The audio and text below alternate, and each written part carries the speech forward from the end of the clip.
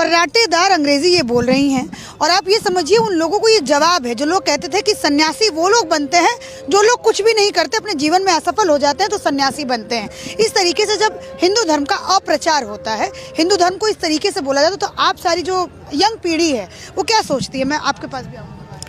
तो हम ये क्या सोच रहे हैं कि ये this is false, this is not true at all, because the thing is ये जो साइंस है जो हम आज मानते हैं, भगवान को नहीं मानते, साइंस को जो मानते, इसको हिंदी में विज्ञान कहते हैं, वो विज्ञान, वो परम विज्ञान, वो सिर्फ ईश्वर दर्शन से, वो अध्यात्म से ही आया है। This is the reason why when the British came here, यहाँ जब वो आए थे, ब्रिटिश राज हुआ था, उन्होंने यहाँ अध्यात्म की नींव देखी थी, उसको चुराकर इसीलिए यूके लंदन में तरक्की हो रही है। क्यों? क्योंकि उन्होंने यहाँ के तत्वों को चुराकर वहाँ जाके उन चीज़ों को स्थापित किया और यहाँ हमें ये बता दिया कि कुछ नहीं है। अच्छा, आप क्या बोलोगे? आपको तो हिंदी जी। आती नहीं, तो थोड़ा सा वो करना पड़ेगा। हाँ जी बिल्कुल, मैं कहना चाहूँगी क्योंकि इंट्रोडक्शन मिल ही चुका है। दोनों दीदियाँ हैं हमारी, विदेश से, लंदन से है। मैं खुद भी दिल्ली से हूँ। मैंने बीकॉम किया है दिल्ली यूनिवर्सिटी से, CS किया है, 1.5 साल गूगल में जॉब की है। और साल गूगल में जॉब, कितना पैकेज था आपका? हमारा 85,000 पर मंथ का मेरा पैकेज था, उसको छोड़कर मैं आई हूँ। अब चिंतन का विषय है कि ये कैसे संभव हुआ। स्वामी विवेकानंद जी ने विदेशों में जाके भारतीय संस्कृति की स्थापना की, कैसे की?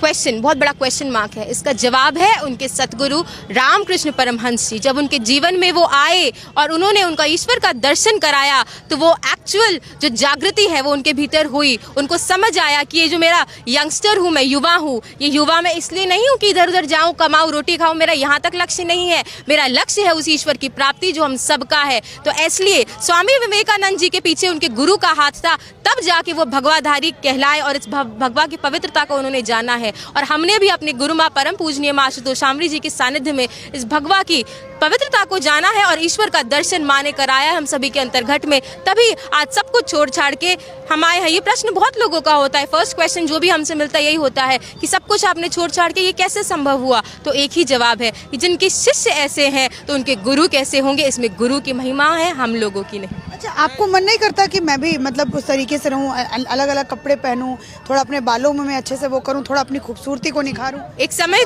समय था मैं भी दिल्ली में एक मॉडर्न लड़की थी। बालों का जो भी है, एक लड़की की इच्छाएं होती है, ड्रेसिंग करना, ये सब है। ऑफ कोर्स मैं भी एक नॉर्मल इंसान थी, मेरी भी थी।